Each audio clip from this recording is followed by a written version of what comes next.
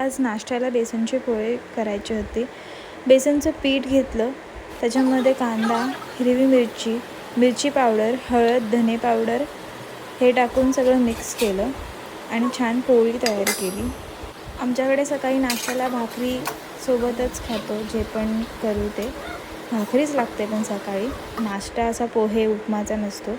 तर संध्याकाळची तयारी लवकरच केली, कारण मला जायचं होतं मम्मीकडे आणि मी अक्का मसूरची भाजी करते आहे. तेलात जिरं मोहरी टाकली, कांदा, टमॅटो आणि कांदा खोबऱ्याचं वाटण टाकलं आणि घाटी मसाला टाकला आहे, जो सातारचा स्पेशल आहे. मी मम्मीकडून आणला होता. एकदम ऑसम लागते भाजी, एकदा नक्की ट्राय करून बघा. मग वाटणाची डाळ केली, जी रेसिपी मी शूट नाही केली कारण तेवढा वेळ नव्हता आणि ह्यांच्या भावाला खिरवी पाहिजे नव्हती. ती खिरवी म्हणजेच खेकडे, जी आई